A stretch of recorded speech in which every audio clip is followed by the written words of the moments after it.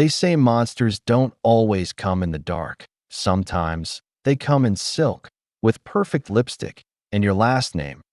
Ethan Gray was used to control.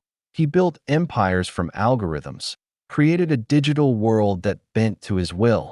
But when it came to love, he was helpless because Isabelle wasn't like anyone he'd ever met.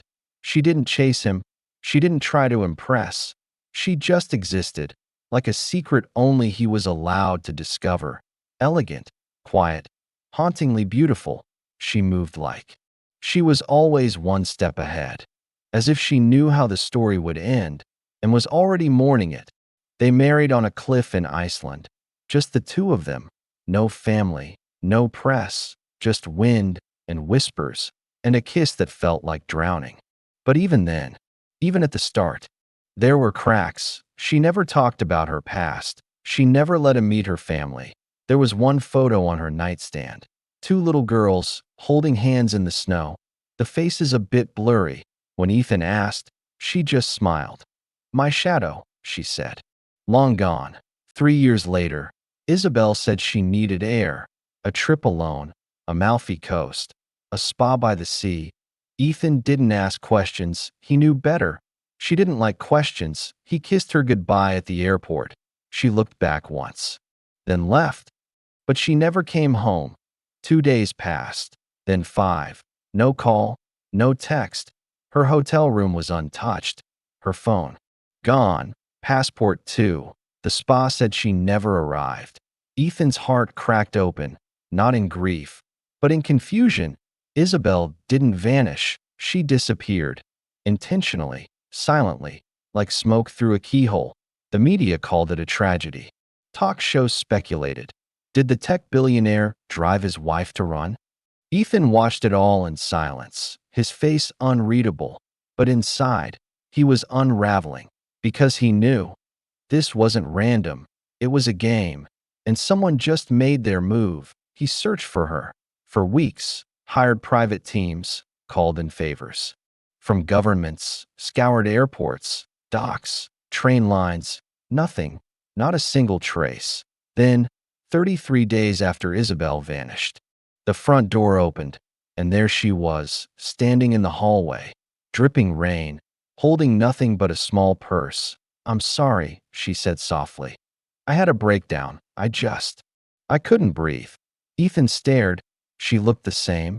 Same green eyes, same voice, same delicate wrist beneath the sleeve of her coat.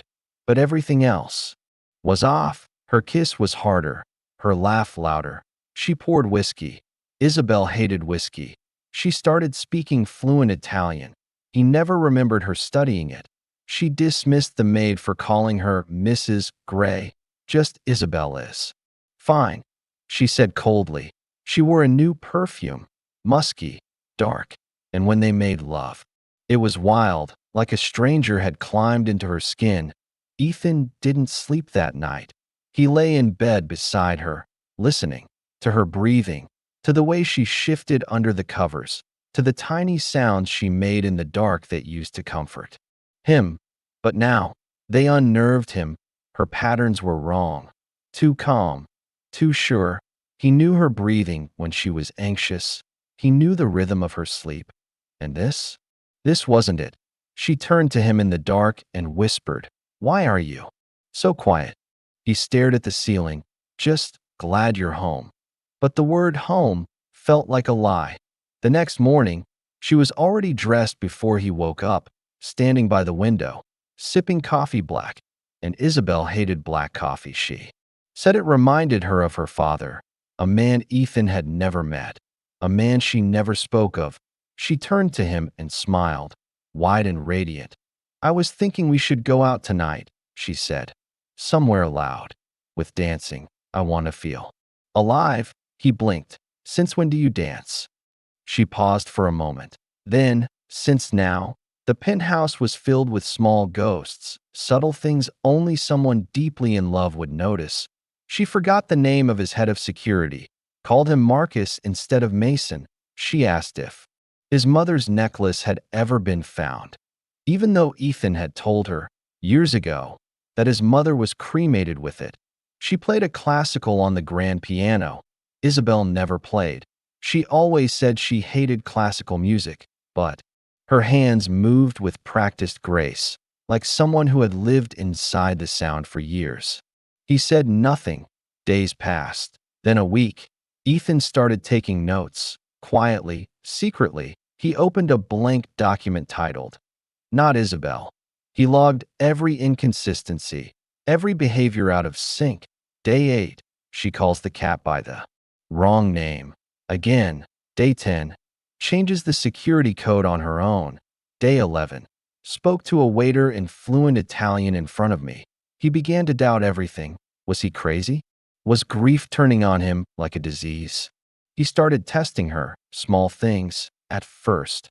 Remember that trip to Montreal? She smiled. The one with the snowstorm? There had never been a snowstorm. He nodded anyway. She passed the test, or thought she did. Then came the day. He found the violin case, buried in the back of the closet. Isabelle never played. He opened it slowly. A faded sticker on the case. Property of Vivian. He found an old letter Isabelle once kept hidden behind a painting. Viv, I miss you. I hate how it ended. He remembered the photo. 2 girls, not a shadow. A sister, twins identical. Why had Isabelle never told him? Why had she buried every trace? He dug deeper. Vivian Gray, once a violin prodigy then. Arrested at 19 for possession, 3 stints in rehab, a sealed psychiatric file, then. Silence, no photos, no death record, no known address. It was like she'd been erased, or erased herself. His hands trembled. There was no denying it anymore. This wasn't grief. This wasn't paranoia. This was real. Isabelle was gone. And the woman living in her skin was her twin. But the question remained. Where was Isabelle? Was she alive? Had she run? Or had she been taken? No ransom, no calls, just silence. And now, in her place, a woman who knew everything Isabelle knew, almost everything, who studied her so perfectly, but couldn't fake her soul. Ethan started looking back through old messages, old voicemails, texts, journals, trying to find the last trace of his wife, the real one, the Isabelle who loved clementine candles, who painted in the middle of the night, who never missed her Sunday swims. Vivian, if that's who this was, had none of those rhythms. She never lit a single candle. She kept the pool cover shut. She called painting a waste of time. But she wore her sister's smile like a mask, a perfect disguise, and Ethan, the man who saw patterns before they formed, was watching her unravel. One night, weeks after her return, they sat on the balcony, the city humming beneath them. She leaned her head on his shoulder. Her voice was soft as she asked, "Do you ever think about just disappearing?" Ethan's breath caught. "What do you mean?" She didn't look at him. "Starting over," she said, "burning the past, becoming someone new, leaving it all behind." He turned to her. "What would you leave behind?" She smiled. "Everything. The lies, the pain, the people who made me who I am, and who are you?" She looked at him, eyes glowing under the moonlight. "I'm whoever I need to be." He didn't sleep that night either. Instead, he opened the safe, pulled out the memory drive he kept hidden even from himself. It contained Isabelle's will, medical records, her private journals, photos from childhood, and a document labeled Vivian. He hadn't read it before, out of respect, out of trust, but now, trust was ash, and Ethan Gray was ready to burn what was left. He sat alone in his study. The city blinked beyond the glass like distant stars, but his world had shrunk to a single word, Vivian. He stared at the USB drive. He turned it over in his palm, like a prayer bead, and then he inserted it. The screen flickered to life. A folder opened with the words, "Private, do not open." "I mean it. It was a joke. Isabelle's kind of joke." He smiled faintly, and then he opened it. Inside were recordings, voice memos, little slices of thought, intimate and unfiltered. He clicked the first one. Isabelle's voice filled the room, soft, tired, vulnerable. I saw Vivian today, at the rehab clinic. She didn't know I was watching her. She looks thinner, like something's draining her from the inside. I want to help her. I do. But every time I get close, I remember what she did, what she said the night she disappeared. I don't know if I'll ever be able to forget it. Ethan frowned. He didn't know about this visit. She'd never told him she saw her sister. He clicked the next one. Viv called me from a burner. I don't know how she got the number, she said. She said she was coming back, that she deserved my life, that I owed her everything. I told her to stay away. I begged her, but she laughed. She said, maybe next time I see you, I'll be wearing your face. Ethan's heart stilled. He looked down at his hands. He hadn't realized they were shaking. That laugh. She had laughed like that last night, when the champagne spilled and the glass shattered, and she said, oops, guess I'm not the careful one anymore. He clicked the third file. This one was quiet, recorded in a whisper.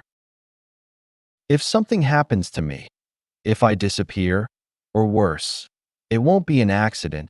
It won't be depression. Don't believe what she says. She's smart, smarter than me, and she's practiced this for years. You'll know it's her because she never touches gardenias. She's allergic. You'll know it's her because she'll use Italian like a blade. You'll know it's her because she'll feel like a storm in a quiet room. Ethan closed the laptop slowly, and now he knew. He knew with a certainty that scraped bone. Vivian wasn't pretending to be Isabelle. She was pretending to be a better version of Isabelle, one he might fall for. Only this time, she wasn't asking for love. She was stealing it. The next morning, she wore his wife's robe. He watched her pour his coffee, perfectly measured. I found this beautiful lake house listing, she said, in Vermont. I think we should go there this weekend. He nodded. Yes, let's go.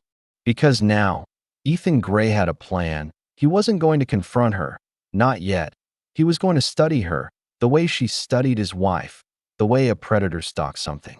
Colder, darker, and smarter than itself. And when the moment was right, he was going to strike. The lake house sat on the edge of the water like a secret, wrapped in mist, surrounded by tall, whispering trees. He had been here before, with Isabelle, Vivian. Pretending to be Isabelle, stepped out of the car and took a long breath. This place always felt like a second home, she said. Ethan didn't respond. He just opened the door and let the past follow them inside. That night, they sat by the fire, drinks in hand, her head on his shoulder, and the silence between them, pulsing with things unsaid. I've missed this, she said softly. Us. He looked into the flames. What is us, exactly? She smiled faintly.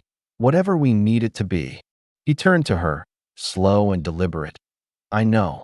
A pause. She blinked. Know what? He took a sip of his drink. Let it hang.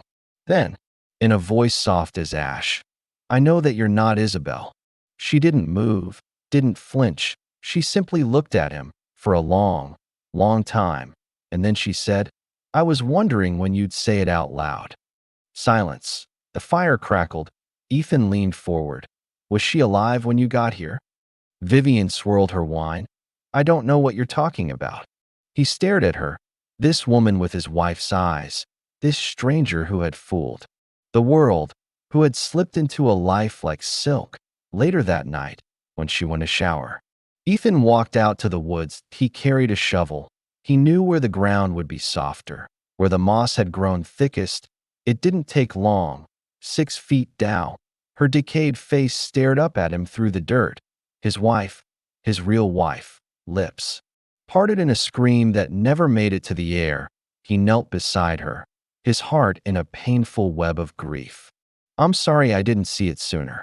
He whispered. It was all real. The fear, the buried suspicion, the woman he'd been living with really wasn't Isabelle. And now he had proof. He stood up, then began to plan. One morning, Vivian came downstairs to find Ethan making breakfast, pancakes, her favorite, blueberries, cinnamon. She savored her breakfast while Ethan watched her. She had no idea that Ethan had contacted the authorities, that DNA from the grave had confirmed it. The woman buried beneath the soil was Isabelle Gray. And the woman sitting beside him now was definitely her killer. I saw her body, he said softly, just after they finished having breakfast. Vivian froze. She stared at him with wide eyes. And the DNA doesn't lie, he continued. Isabelle is gone. And you're the one who took her from me. Tears didn't come, not right away. And in her eyes, for once, wasn't manipulation, it wasn't cold calculation, it was shame. I didn't mean to kill her, she whispered. But you did, Ethan said. And you wore her like a mask. You lived in her skin, slept in her bed, sold off her life. I just wanted a chance to be someone. You could have been anyone, he said. But you chose to become a murderer. She didn't run when the police arrived. She didn't scream. She simply waited. Ethan didn't watch as they took her away. He went back outside, stood by the lake, and let the wind pass through him. Her trial was swift. Vivian Hart was found guilty of manslaughter, identity theft, and fraud on a massive scale. The public devoured every detail. The twin twist, the impersonation, the affair. But what stayed with people was the photo Ethan submitted in court, a photo of Isabelle, laughing, no makeup, no heavy jewel, just joy. That was how he wanted the world to remember her. 1 year later, Ethan visited her grave, fresh flowers every week. He sat beside her stone and whispered, "You were never perfect, but you were real, and you didn't deserve what she did to you." He paused. "I'm sorry it took me so long," closed his eyes, and finally let her go. In prison, Vivian stared at the blank wall of her cell. The silence stretched on. She wasn't glamorous anymore, wasn't powerful, just a name in a system. She had tried to steal a life, and instead, she had lost her own.